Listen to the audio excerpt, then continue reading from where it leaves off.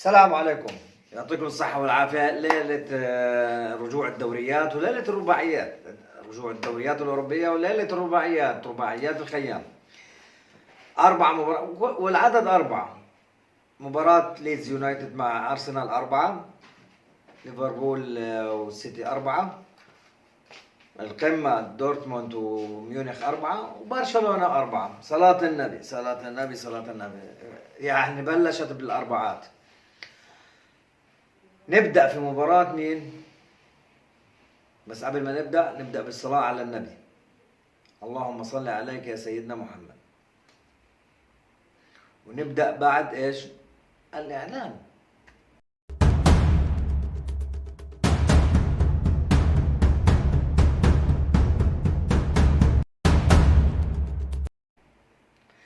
مرحبا مرة تانية.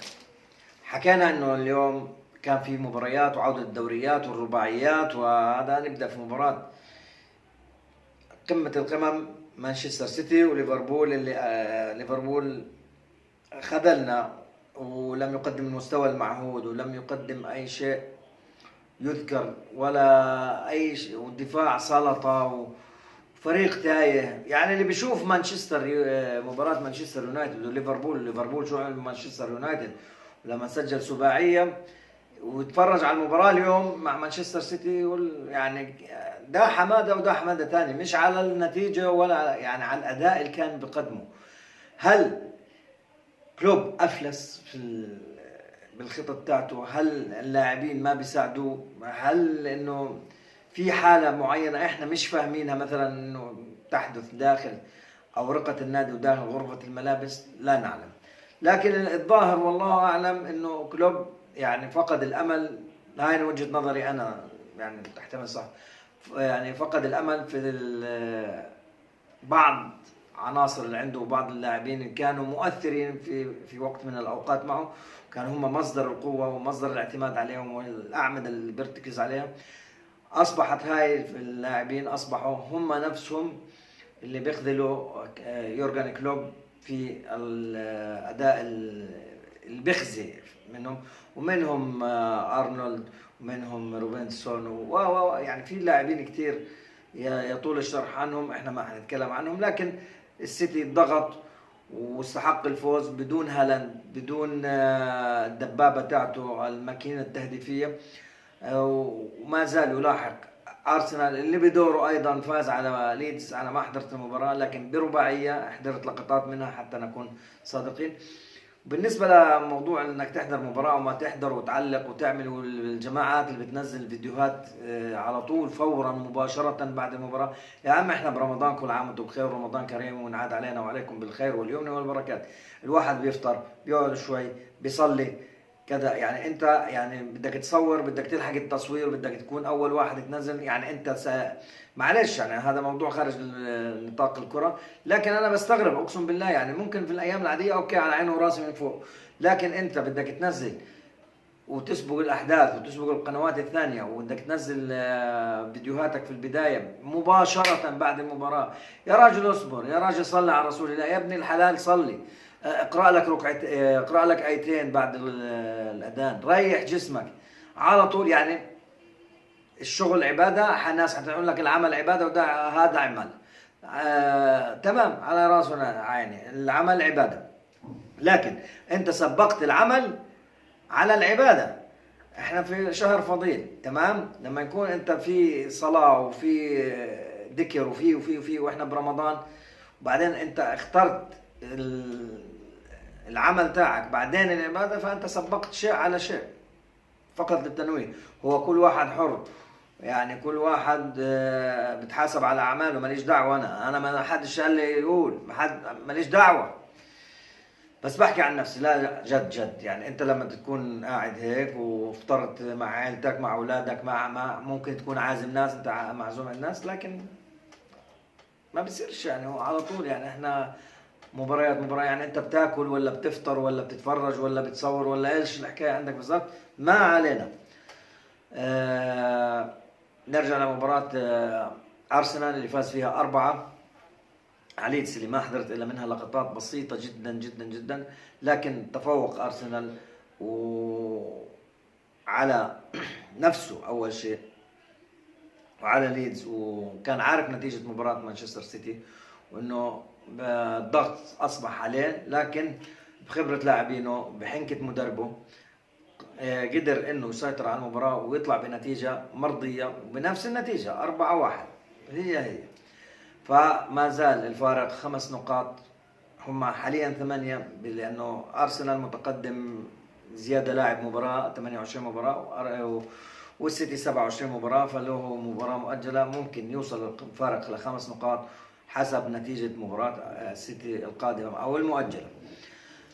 نيجي على مباراة بايرن ميونخ في الدوري الألماني اللي كان في المركز الثاني ما قبل ما تبدأ المباراة، والمتصدر دورتموند ما قبل ما تبدأ المباراة.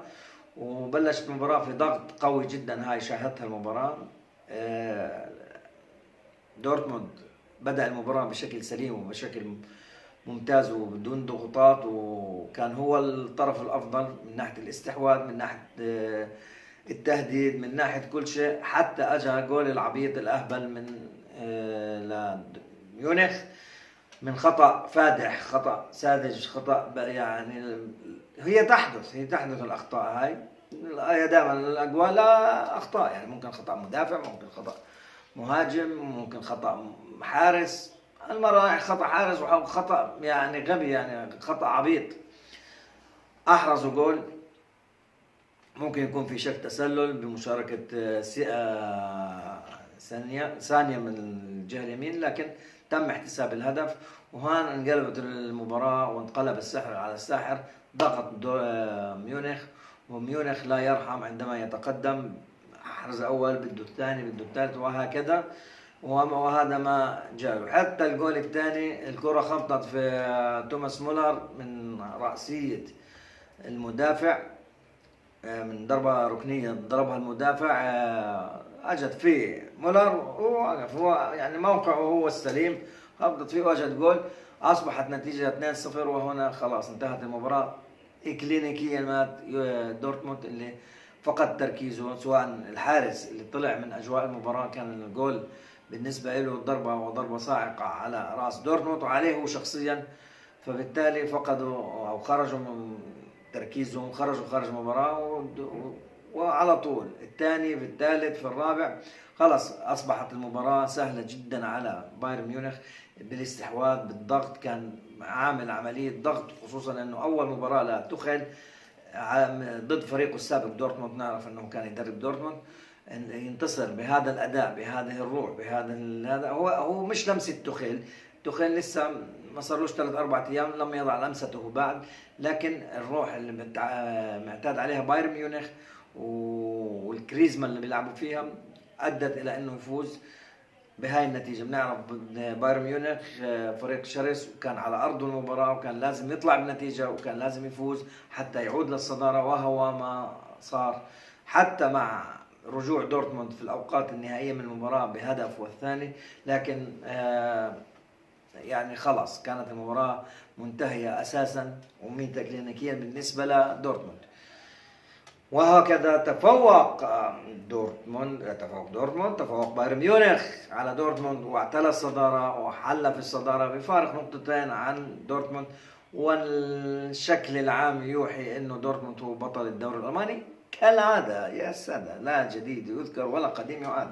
الدوري الألماني من قبل أن يبدأ، يعني أنا بقول لك من السنة الجاي بايرن ميونخ هو صاحب الدوري، السنة اللي بعديها إذا الله أحيانا كنا عايشين أو كنا ميتين أيضا دورتموند أيضا بايرن ميونخ. فالدوري الألماني يعني معروف من قبل أن يبدأ، زيه زي الدوري الفرنسي.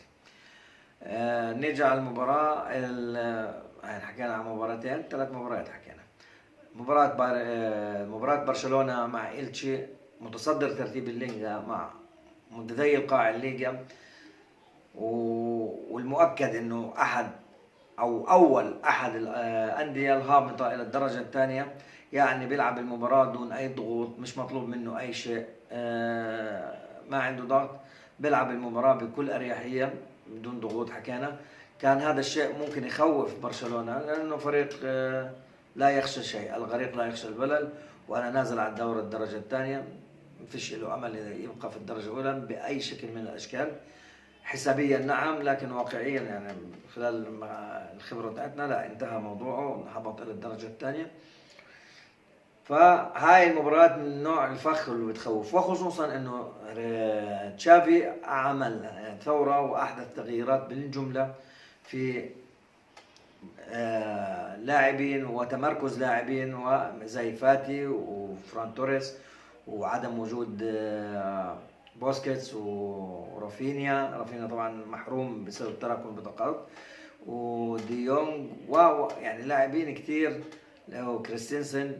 هاي مجموع اللاعبين احد دربكه نوعا ما او خلل في الاداء الجماعي لبرشلونه، لكن مع ذلك تفوق برشلونه على نفسه واحرز 4 اهداف. وخصوصا الميزه في الموضوع انه برشلونه يعني نوعا ما انه سجل فاتي وسجل توريس، يمكن يرجعوا لاجواء اللعب وترجع الثقه لنفسهم. مع العلم انا لا اثق في هذا الشيء ولا عندي امل في هذا الشيء، لانه توريس شخص لا يتعلم ولن يتطور، ما عنده قابليه التطور في المستقبل. فاتي ممكن يتطور في حاله انه تعمل له اعاره لنادي زي فالنسيا، نادي زي اشبيليا، والمرجح اشبيليا، يلعب سنه سنتين وترجع ثاني، وخصوصا انه لاعب صغير يعني ممكن تعيره سنه سنتين وياخذ مزيد ووقت ودقائق اكثر في اللعب ويرجع لمستواه، ثم بعد ذلك يعود الى برشلونه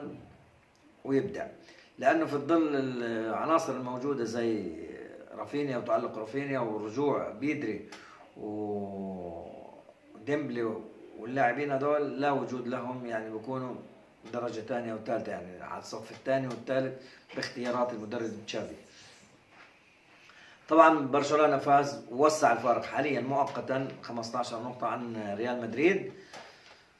حكينا احنا الدوري محسوم، لكن كانت فرصة كبيرة كتير وممتازة جدا لتشافي انه يجرب بعض العناصر اللي عنده، العناصر الشابة التي لا تجد لها فرصة او وقت او دقائق تلعبها في زخم المباريات واهمية المباريات. فكانت هاي فرصة كتير كويسة كتير ممتازة لبعض العناصر اللي يجربهم تشافي ويعطيهم ثقة ويعودهم شوي شوي على اجواء يعني مستقبل برشلونة القادم في العناصر اللي نزلت، بابلو توريه وجريدو زي هيك اسمه. فهاي العناصر اكيد منح بعض الدقائق للاعب بيعطيها الثقة لقادم المواعيد ان شاء الله ولمستقبل برشلونة. وهكذا خلصت الحلقة. لا تنسى اللايك والشير والسبسكرايب. فامان الله.